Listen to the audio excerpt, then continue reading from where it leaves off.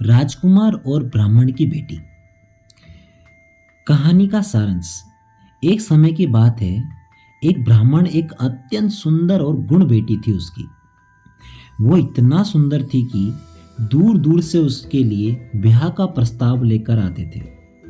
लेकिन ब्राह्मण चाहता था कि उसकी बेटी का ब्याह किसी ऐसे व्यक्ति से हो जो सच्चा और सांप्रत हो। उसी राज्य में एक राजकुमार रहता था। एक दिन राजकुमार ने उसे ब्राह्मण की बेटी को देखा और उससे दिल से चाहने लगा। वो ब्राह्मण के पास गया और उससे कहा कि वो ब्राह्मण की बेटी से ब्याह करना चाहता है। ब्राह्मण ने कहा, अगर तुम मेरी बेटी से ब्याह करना चाहते हो तो पहले ये वचन दो कि तुम उसे जीवन भर खुशी और आदर दोगे। राजकुमार ने ये वचन दिया। ब्राह्मण ने अपनी बेटी ब्याह का राजकुमार से कर दी। कहानी में मोड़ तो तब आई जब विवाह के कुछ समय बाद राजकुमार को एक युद्ध में भाग लेना पड़ा। वो अपनी पत्नी को उसका माता पिता के घर छोड़कर युद्ध पर चला गया। युद्ध में जीतने के बाद राजकुमार को राज्य का एक अन्य सुंदर राजकुमारी से प्रेम हो गया। उसने ब्याह कर तो लिया, पर उन्होंने अपनी पहली पत्नी को भूल गया। जब पहली पत्नी को ये बात पता चली तो वो बहुत दुखी हुई।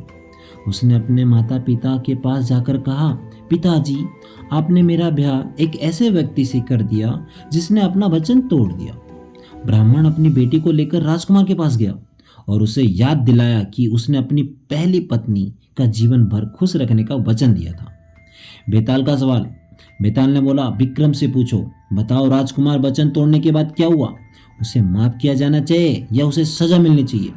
राजा विक्रमादित्य ने उत्तर दिया, राजकुमार ने अपनी पहली पत्नी के साथ अन्याय किया है और अपना वचन तोड़ा।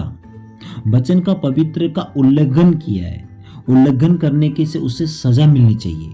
हालांकि अगर वो अपनी गलती को स्वीकार करता है तो और अपनी पहली पत्नी को साथ न्याय करता है तो उसे माफ किया जा सकता है। सच्चे प्रस्ताव के बिना सजा अवश्य मिलनी चाहिए। राजा विक्रमादित्य के एक इस उत्तर से बेताल संतुष्ट हुआ, लेकिन उसने चालाकी से विक्रम को फिर से चकमा दिया और पेड़ पर वापस चला गया। ये कहानी हमें ये सिखाती है कि वचन का पालन करना चाहिए। नैतिकता का मूल आधार है।